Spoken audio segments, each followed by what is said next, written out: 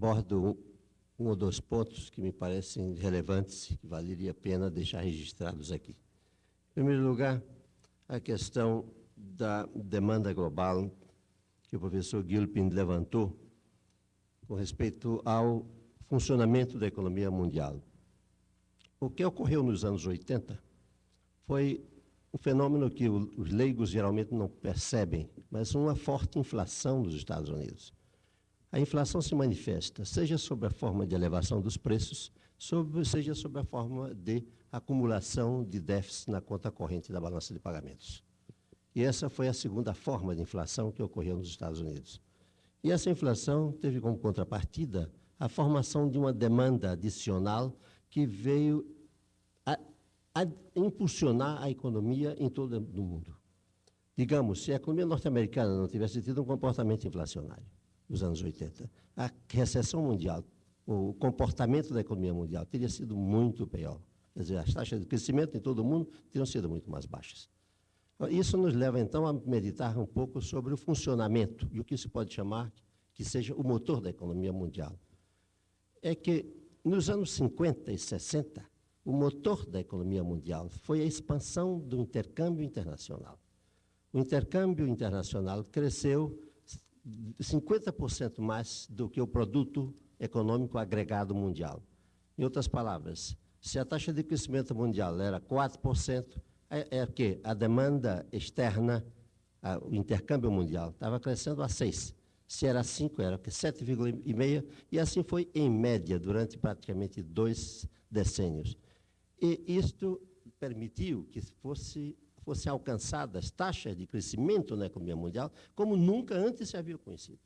Porque nunca antes tinha havido um comportamento, uma performance da economia internacional orientada para a abertura. O crescimento clássico, desde o fim do século XIX até a Segunda Guerra Mundial, foi no sentido de fechamento, de declínio dos coeficientes de comércio exterior. Nos Estados Unidos, por exemplo, havia declinado de 10%, 9%, a 4%, a 13,5% na Segunda Guerra Mundial. Essa mudança da dinâmica da economia mundial foi que explica o formidável dinamismo dessa economia nos anos 50 e 60.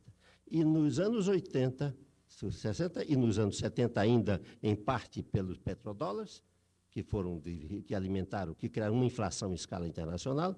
Nos anos 80 tivemos finalmente a inflação norte-americana oculta, a inflação implícita que está no comportamento dela. Ora bem, quando olhamos para o futuro, o professor Gilbin tem toda a razão. Como pedir aos Estados Unidos que corrijam, que equilibrem sua economia e, ao mesmo tempo, pedir que a economia mundial intensifique seu crescimento? Alguma coisa tem que ser repensada em tudo isso.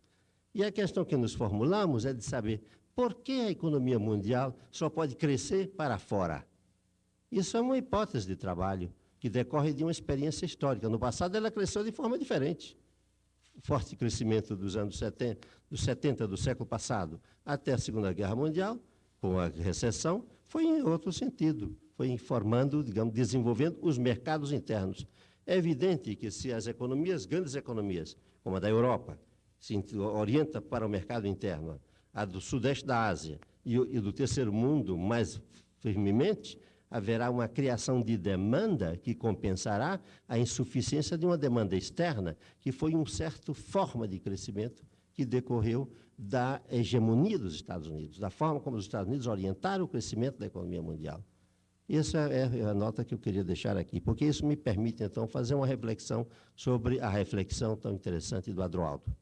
E que Adroaldo nos diz o seguinte: o Brasil cresceu, digamos, errado, porque cresceu de forma cartorial, etc, etc. Vamos ver com mais calma. O crescimento do Brasil, a industrialização brasileira não é de hoje. Começou, teve de verdade, intensificou-se nos anos 30, começa nos anos 30 e vem até por presente. Grande parte desse crescimento se fez no clima de poucas possibilidades de expansão para fora ainda, antes da Segunda Guerra Mundial e imediatamente depois para um país novo. Portanto, para explicar o Brasil, é preciso pensar nos chamados países de industrialização tardia. É o mesmo modelo que teve os Estados Unidos, industrialização posterior à Inglaterra, que a Alemanha, que teve o Japão. O Japão é o caso clássico da economia que cresceu, como diríamos, cartorialmente, foi permitindo a formidável concentração de capital dentro do Japão, com privilégio de toda a ordem. Agora, não vou dizer que isso seja a melhor forma de crescimento, que o crescimento para um país de industrialização tardia para fora é um fenômeno muito recente, da Coreia, digamos assim, e são países que tiveram uma forte ajuda externa para quebrar o constrangimento da balança de pagamentos.